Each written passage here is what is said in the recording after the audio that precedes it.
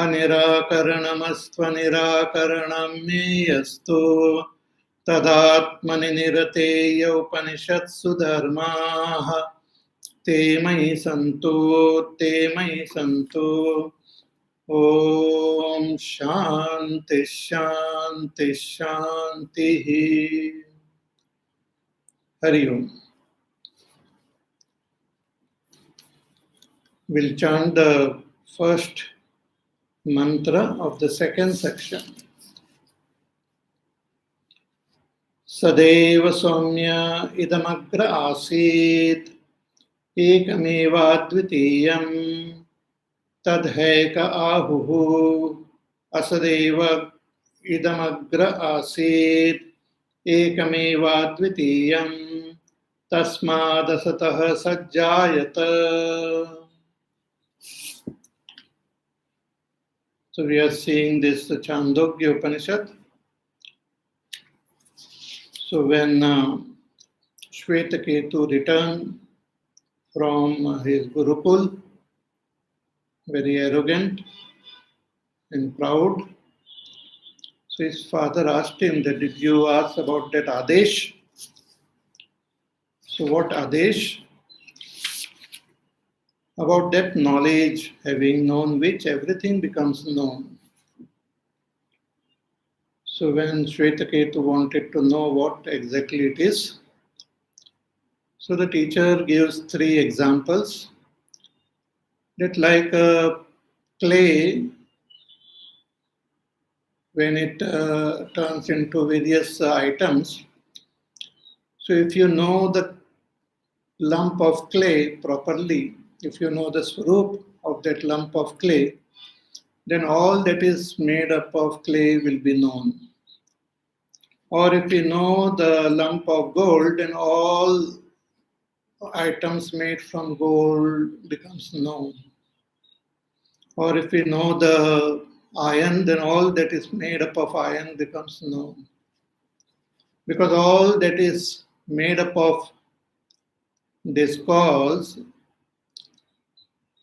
are only in various forms, having different names, but they don't have an existence independent from the cause. They are nothing but expression of the cause only. So the different forms and different names are only vikara based on words, based on name. What is real is only the cause. In all the clay items, what is real is clay. In all that is made of gold, what is real is gold. All that is made up of iron, what is real is iron. This is the Adesh. So this is the knowledge of that supreme reality, which is indicated in the Upanishad as Brahma, which the father wanted his son to know. So Shvetaketu then surrenders to his own father as a teacher and requests him to teach him this Brahma Vidya. So from the second section, the teacher begins the teaching. So he says that in the beginning there was only Sat. Sat eva Soumya idam agra asit. That before this creation means before this Jagat, which is now experienced in different forms, having different names. That is what we call Jagat. It is experienced as idam, as this. So once upon a time, this world with all these forms and all these names were not there in this way.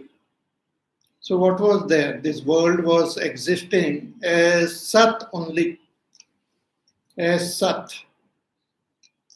Just as before the ornaments are made, all of them were existing as gold. Similarly, this world was existing as Sat without any differentiation. And that Sat was alone.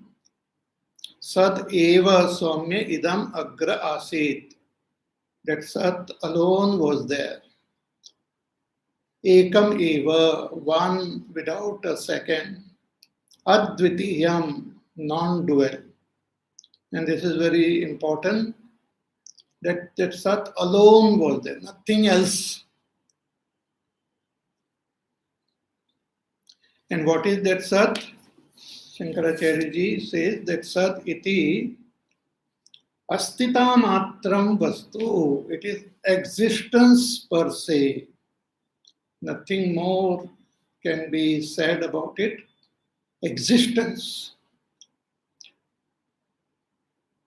Very subtle, sukshmam, nirvishesham, free from all adjectives, sarvagatam, all pervading, ekam, one, niranjanam, pure, nir avayavam, free from all parts, having no parts, vijnanam, of the nature of knowledge also. So Sat, of the nature of knowledge, means Chit, all pervading, subtle. That alone was there before this world which we experience now as idam idam. This world is experienced with different names. Means we have knowledge about this world. That knowledge itself is referred here as name. And it has got different forms. And there are different types of activities. So all this is indicated here by the, when we say Jagat.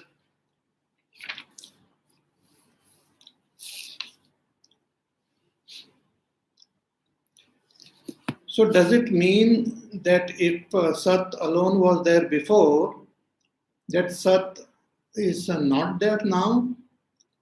Bhagavan says, no, it is not like that. Even now, Sat alone is there. But along with Sat, we also experience the names and forms. Though the names and forms do not have any independent, separate existence, though the names and forms are expressions of Sat alone, though the names and forms are just a vikar, the reality is that Sat alone. Shankaracharya ji, in his commentary, he gives that example. He says ki yatha idam uchyate loke purvanne ghatadi sikshrukshuna kulalena mritpindam prasaritam upalabhya gramantaram gatva pratyagato aparanne tatraiva ghata sharavadi aneka bheda bhinnam karyam upalabhya mrudeva idam ghata sharavadi kevalam purvanna asid iti. That if a person visits a pot maker in the morning, he sees only a lump of clay, and then he goes to the village, and when he comes back and to the pot maker, he sees different items made from that clay. Then he says that, oh, before all this, means all these items, the pots and tiles and bricks, etc., were only clay. So in the same way, before all this world, it was only Sat. And then the emphasis on that one alone is very important. Ki ekam eva iti. What does it mean? Ekam eva swakarya patitam anyat na asti iti ekam eva iti uchyate. That other than itself, nothing else is there. Nothing else is there, nothing else was there. In Bhagavad Gita also, Bhagwan in the 7th chapter says that there is nothing other than me, no one other than me. Matta parataram nanyat kinchit asti dhananjaya. Other than me, lesser than me, greater than me, nothing else is there. That is called Advaita, Ekam. And this Ekam is constantly there. It never becomes two, it never becomes many. Sat never becomes many. So Ekam eva iti swakaryam. Advitiyam iti. And it is Advitiyam, non-dual. Means mrit vetirekena mrudo yata anyat ghatadi घटाद्याकारेण परिणमयितृ पुलालादि निमित्त कारणं दृष्टं तथा सद्व्यतिरेकेण सतः सहकारी कारणं द्वितीयं वस्तु अंतरं प्राप्तं प्रतिसिध्यते अद्वितीयमिति. See, when we talk about the example of the clay and the pots, there are other things also associated with them. The pot maker is there, and also the potter's wheel is there. So besides the clay, the pot maker and the pot maker's wheel is there. So the pot maker, he places the clay on the wheel and gives it different forms. So if the pot maker is not there, only the clay is there, then that clay will not by itself get converted into pots or bricks or tiles. So pot maker plays a very important role. Also, the pot maker cannot make the pots without the wheel. Pot maker's wheel and all other equipments are required for him. So if you have given this example, then what about this Sat? If the Sat alone is expressing as this world, if Sat is the cause, like the clay, then who is the pot maker? And what about all the wheels, etc., which are required, the other equipments required to convert this Sat into this world? So one may think that other than Sat, something else might be there. Other than Sat, someone else might be there. So that is negated here by saying Advitiyam, Ekam, Eva, that Sat alone, one only, non-dual. Na asya dvitiyam vastu antaram vidyate iti advitiyam. There is no other objects. So what does it mean? It means that Sat alone is the material cause of this world as well as the efficient cause of this world. Means Sat alone is both the Upadan Karan as well as the Nimitta Karan of this world. That we have to keep in mind. That there is not that there is some other person, that some God or some Ishvara is there separate who convert this Sat into this world. That is not what is conveyed here. But Sat alone is there. Sat alone was there, and Sat alone is there even now. See, when we have to understand this Upanishad, we not only have to understand what is conveyed in the Upanishad properly, but very important, we also have to negate all wrong concepts and wrong views. We cannot have wrong views and right views existing together. It is very important that we have to negate all that is false. Then only we will be able to appreciate what is true and will be able to contemplate and gain abidance in that truth. So Vedanta is not like politics. In politics, one has to be politically correct. Therefore, there are different parties and all having different ideologies, different views, different theories. They all come together also at times to form a coalition government. So everyone is kept happy. So similar type of political attitude we have towards various types of faiths and religions and philosophies which exist in the modern times. We don't want to hurt anyone. So we just say that, okay, you are also right. You too are right. You are also right. You follow your way. I follow my way.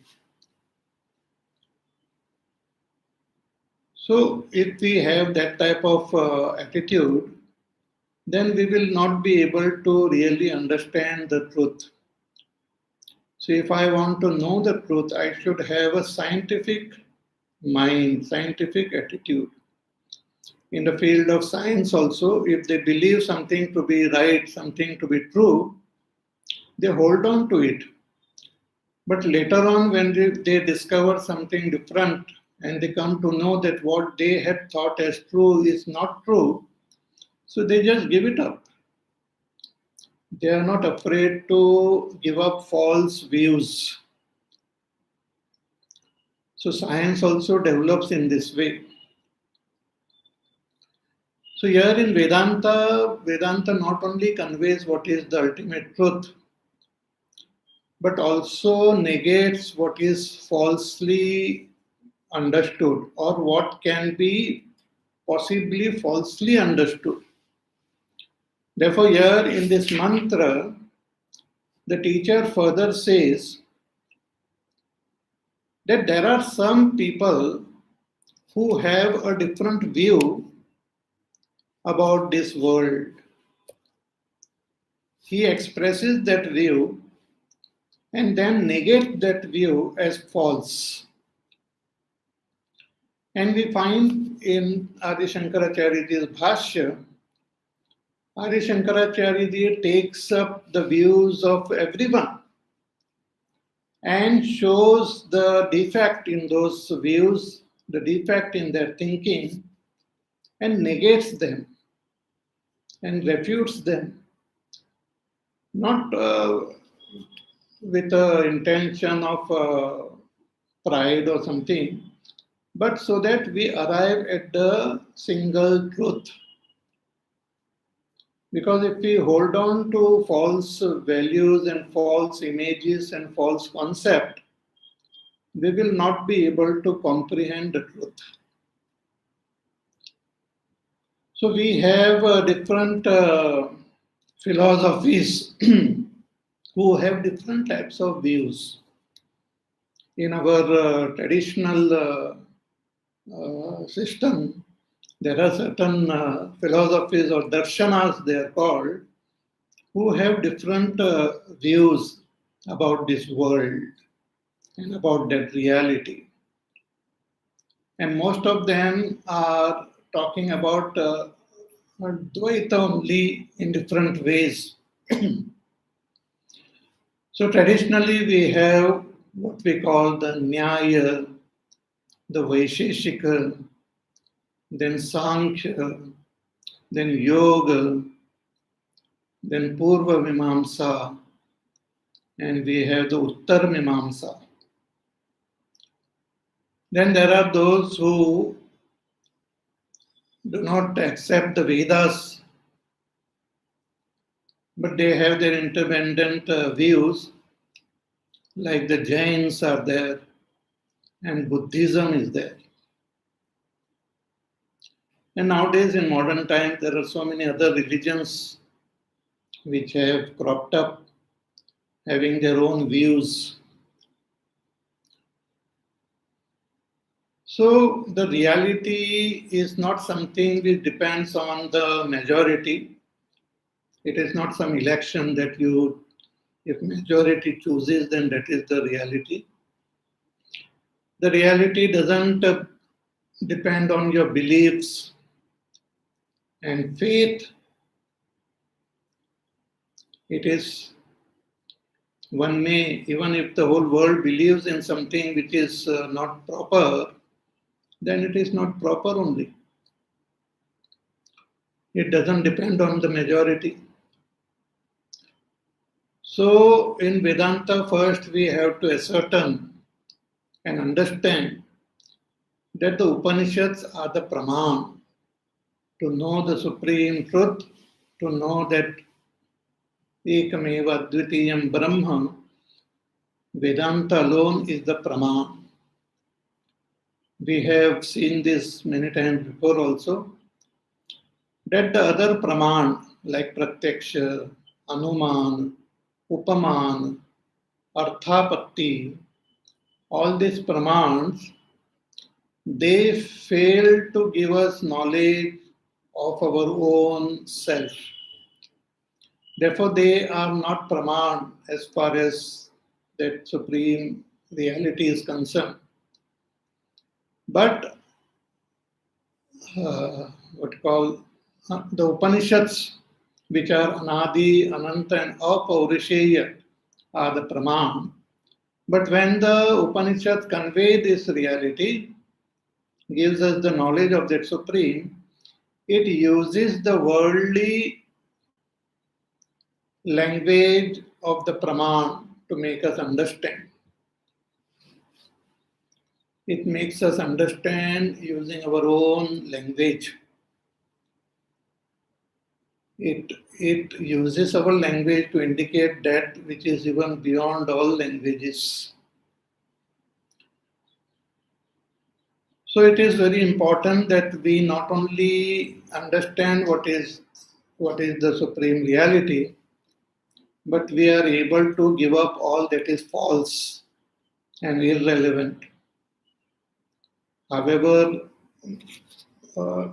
much we might have held on to them, if they are false, they are false.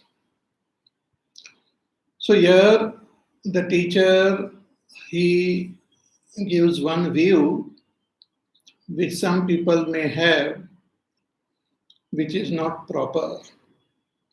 So he said, Tadha Eka, that about this, some people, some thinkers, they say,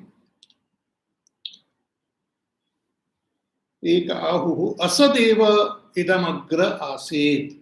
They say that in the beginning there was only asat. Asat means absence of sat, non-existence.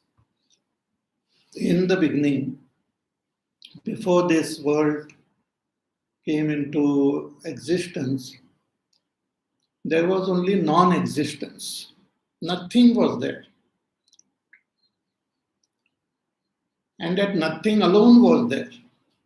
Ekameva advitiyam, that nothing, non-existence alone, without anything else, was there. And from that non-existence only, tasmad asataha sajjayate, this sat has come, means this world has come.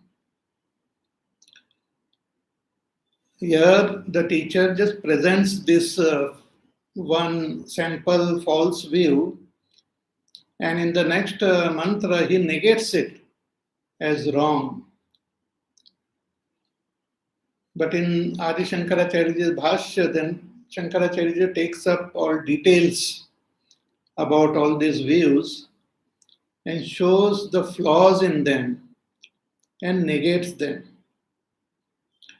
See, these different philosophers and different philosophies are there. They hold on to their own praman, which they consider as right.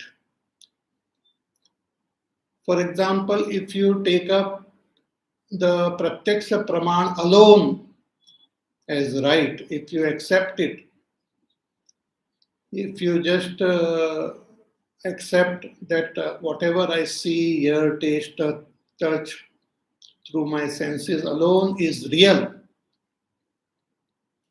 then their whole understanding about this world and everything will be based on that praman only. They will have all arguments based on that praman.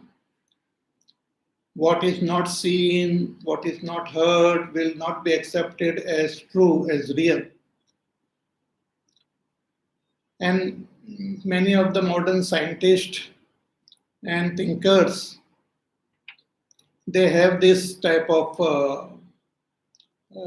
philosophy that whatever is seen through the senses or through the equipments which are used by the senses only, whatever is seen and is pursued by the senses alone, they accept as true.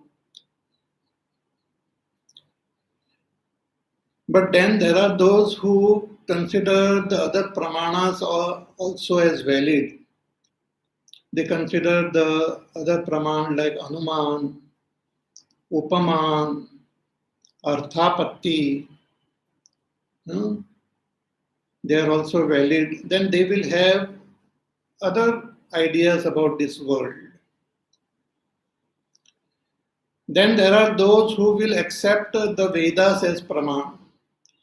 So once they accept Vedas as praman, then they will have some more subtler ideas about themselves and this world. So those who accept Vedas, especially the initial portion of the Vedas, the Karma Kanda as praman, then they will believe that other than this body, I exist. Means I exist apart from this body. Means even if the body dies, I continue to exist. Therefore, they believe in the karma and the karma phala. They believe in swarga and naraka. They believe in pap and punya. All these are conveyed in the Vedas.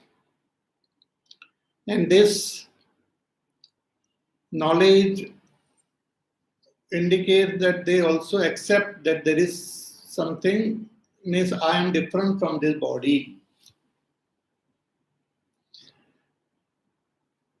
Then there are those who accept the Upanishads also as praman. So when one accepts the Upanishad also as praman, means those who accept Vedas completely as praman, not only the Karma Kanda, but also the Upanishads as praman, then they will have a different view about themselves and this world. But in them also there are differences according to their interpretation of the Upanishads. So there are those who accept the Upanishad as praman, but they have interpreted the Upanishad as conveying Dvaita. So there are those who are Dvaitis, dualist, who accepts the Upanishads, but they have understood the Upanishad wrongly, differently. They have understood Upanishad as conveying that Ishvara is different. the jivas are different, and the jagat is different.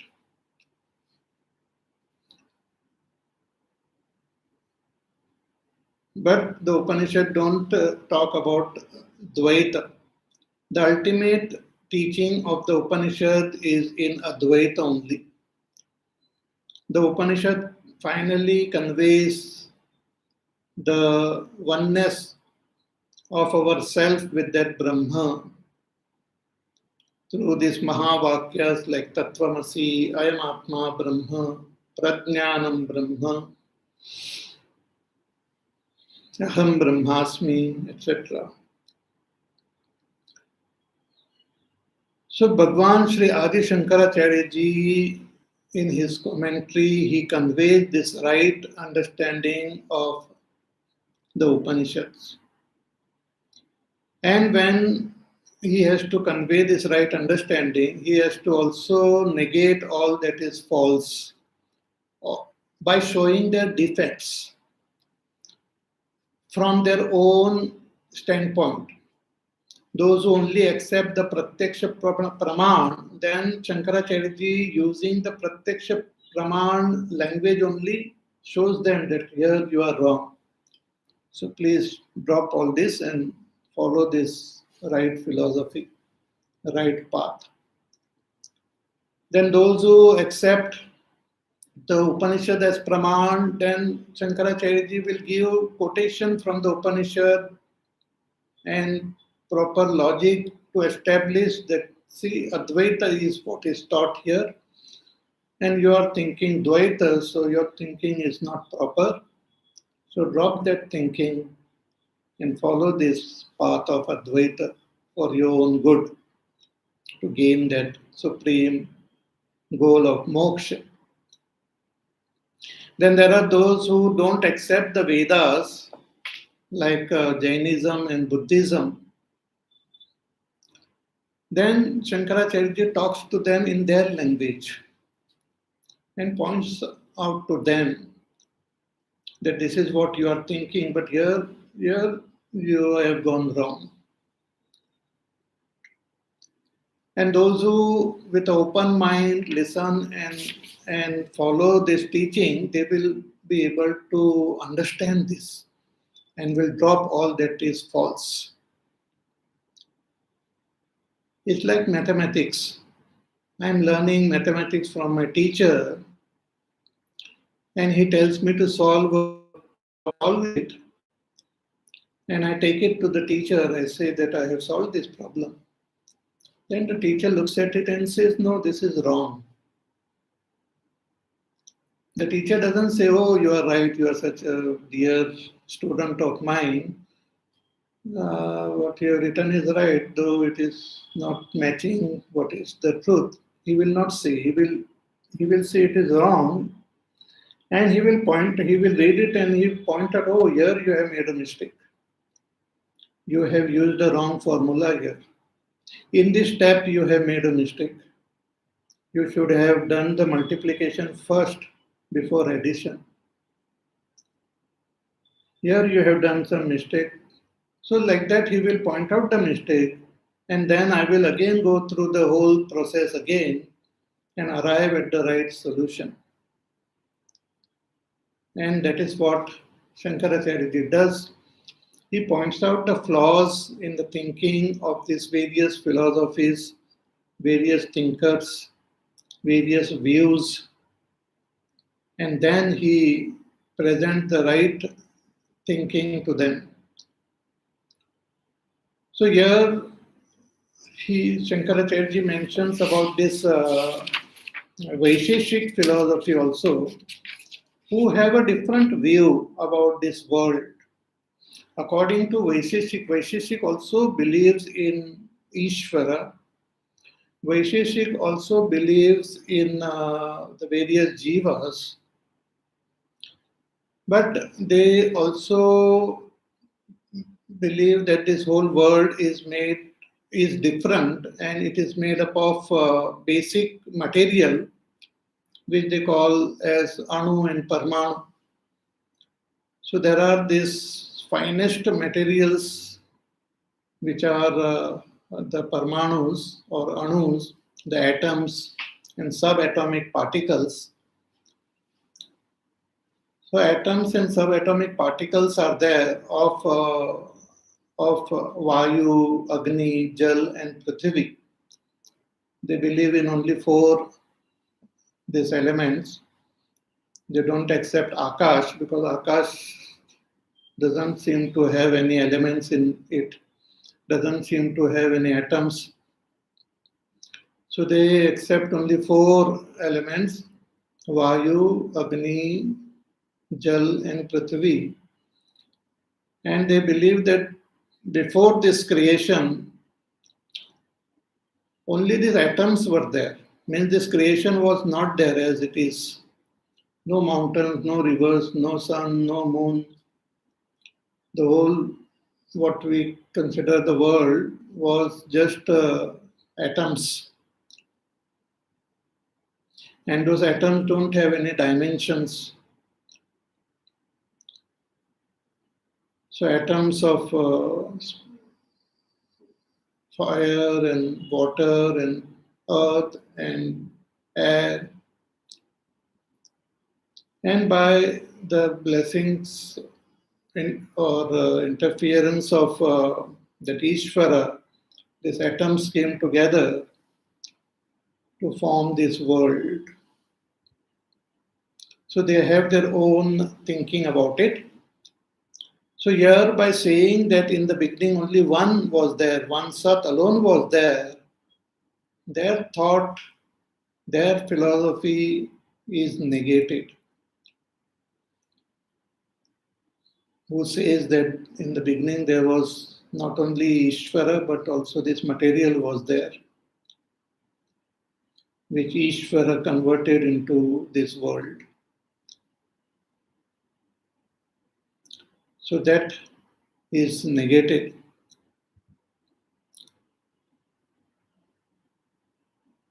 See, there are, even nowadays we have different religions who have their own thinking. So there are those who believe that God is there, and different from God is this world. God created this world for some purpose. God created all beings with some purpose. But God is different, world is different. So that is also Advaita only. Then there are those who are having that Buddhist view and concept, which is indicated here, who says that in the beginning nothing was there. Non-existence alone was there. Means even now this world is seen and experienced, but really speaking it is not there. It is non-existent. And that's what the teacher is referring to here, saying that some have this view. And who are those some? The Buddhist, the nihilist. They have this view that in the beginning nothing was there. Nothing was there means non-existence. Kuch nahi. Absence of all existence. Means no world, no Ishvara, no Jivas, nothing. Absence of everything.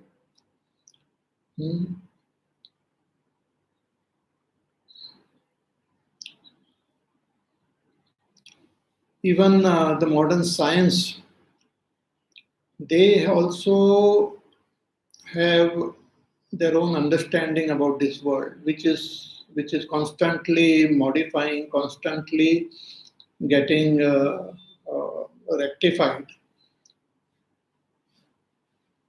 In the past, when they observed this world, they had the understanding that Earth is in the center of this whole vast world. Everything is moving around the Earth, because that is what we experience when we look at this world from our Earth. We see the sun, the moon revolving, moving around the earth only. The sun rises and sets, the moon rises and sets, the stars they come up and they set. So the whole world as though revolves around this earth. So they had this view based on their observation. Then Galileo, with his telescope, he observed, he focused his telescope on this Jupiter, and he came to see that there are those moons, little objects are there, which are not revolving around the earth, but they are revolving around that Jupiter itself. So there are moons of the Jupiter which are revolving around Jupiter. And it was a big discovery, because before that people were thinking Earth is in the center of this creation and everything revolves around the Earth, but then there is another planet around which there are things which are revolving. So they changed their views about this world. Then the other scientist, Hubble, with his telescope, he observed, and he found that when he focused his telescope on one of the stars, he found that it is not one star, but it is lots of stars are there, which appeared like one star. And then he came to understand that it is another galaxy only, totally different from our Milky Way. It is another galaxy. And then he found that there are many galaxies like this. And then he found that all these galaxies are moving away from each other at a tremendous speed. The further they are, the more faster they are moving away from each other. Means away from this earth. From whichever direction you look, the galaxies are moving at tremendous speed, faster than the speed of light. They are moving. Then they discovered it means the whole space is also expanding. So through observation of this world, science kept on rectifying their understanding of this world. And by observing this expanding and the galaxies moving with tremendous speed in all directions, the science, they inferred that in the past, all these galaxies must have been together. If they are running away now, seen to be moving away, that means once upon a time they were together, they were close by. And through this inference, they came to this conclusion that once upon a time, all these galaxies, all matter was concentrated at one point, which they called singularity, and which they have given a number when it was 13.8 billion years ago.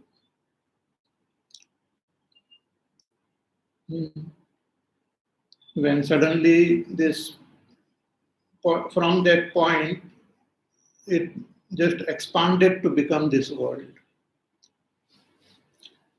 But what is that singularity and all, they cannot say anything. What triggered that Big Bang, that also they can't say anything. In a small point, really speaking, everything, they can't say anything about it.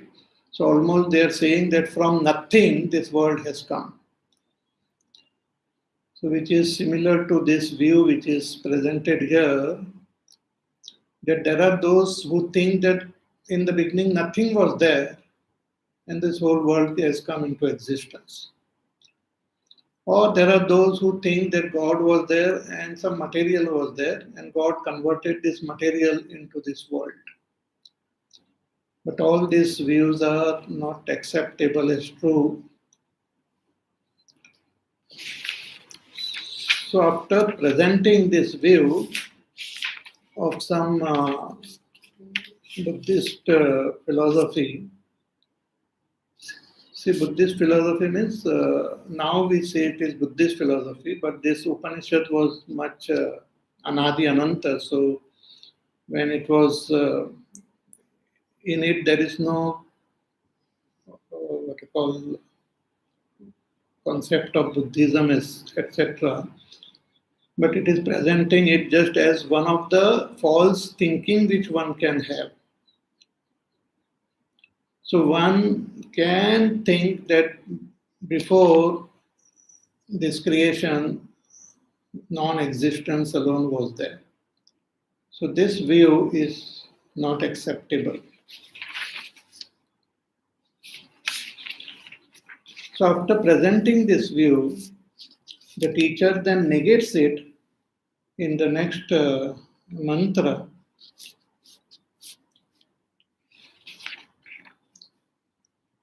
So let us chant mantra number 2.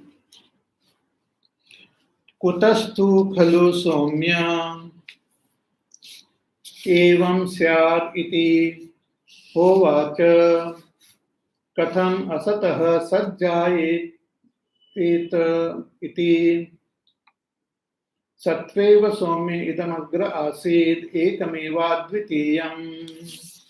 Once more. Kutastu khalu somya evam syariti hovacha katham asatah sajjayete iti satveva somyedamagra asid ekameva dvitiyam. The teacher, he just rejects that view that in the beginning there was only asat, that in the beginning there was only non-existent. He says, Kutastu khalu somya, hey somya, how it is possible that from nothing something has come? How is it possible for something to come into existence out of non-existence? There are no examples. There are no such examples available that from nothing something has come. So kutastu khalu somya evam syad iti hovacha katham asatah sajjayet iti. How can something be born from asat? So here the teacher just presents it as false. Shankaracharya in his commentary, he gives step-by-step logic and lot of debate on this he does and presents this very systematically, though the whole commentary to comprehend it is very tough, but he step by step presents this case and negates it as false.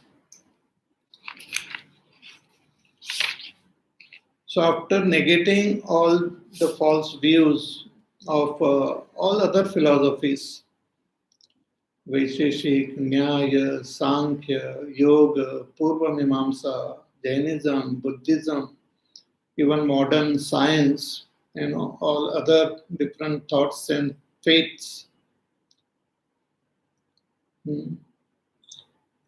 negating all of them, the teacher then presents again the Siddhanta, says ki satveva somya damagra asit. Hey somya, in the beginning there was only sat.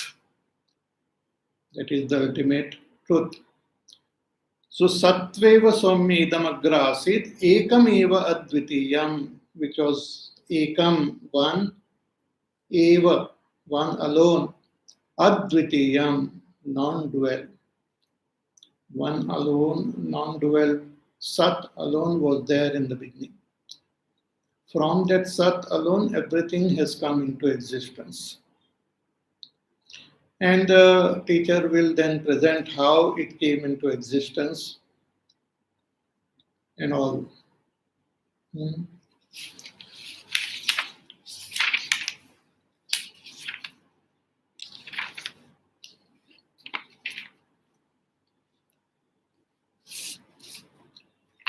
Shankaracharya in his commentary, he writes, a question is raised. Shankaracharya himself raises a question that you say that everything has come from Sat. Hmm. But if Sat is also indicated as having no parts, you have said that Sat doesn't have any parts, it is nir avayavam. Hmm. So nanu nir avayavam Sat nishkalam nishkriyam shantam niravadyam niranjanam, that you have said, and other Upanishads also say that this Sat is nishkalam, doesn't have any parts, nishkriyam, doesn't have any activity, shantam, it is peaceful, niravadyam, it cannot be cut, niranjanam, it is free from all impurities, divyo yamurta purushaha sa bhagyabhantara ajaha. Even in Mundaka Upanishad we have seen the reality is indicated as divyaha, divine, amurtaha, unmanifest, doesn't have any form, purushaha, all pervading, sabhayabhantaraha, which exists inside and outside everything, ajaha, unborn. So like that, ityadi shrutibhyaha niravayavasya satah katham vikara sansthanam upapadyate. So the question is, if that Sat is free from all modification, free from parts, free from all activities, how from that Sat this world came into existence? It seems totally illogical, irrational, impossible, faulty. How can things come from this Sat if that Sat doesn't undergo any change, any modification? It is free from all parts. So Bhagavan Shankaracharya replies, he says, Naisha doshaha, there is no defect in it. And he explains, that explanation we will see in our class on Wednesday, because it requires little more thinking and comprehension. So that we will see on Monday, on Wednesday, and we will continue with this beautiful text. So till then, you take care, be happy, safe, peaceful, healthy, do your work, do your sadhana, and we shall meet again on Wednesday to continue with this beautiful Upanishad. Hari Om.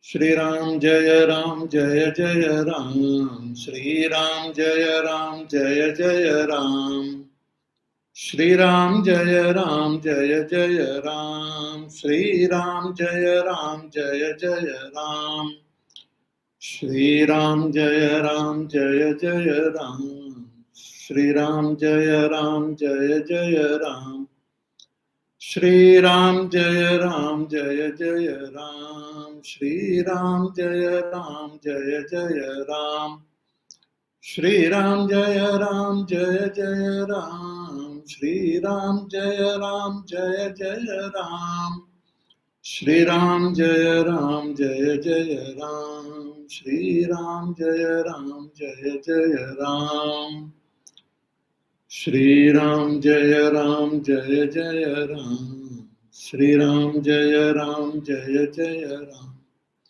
Shri Ram Jaya Ram Jaya Jaya Ram, Shri Ram Jaya Ram Jaya Jaya Ram.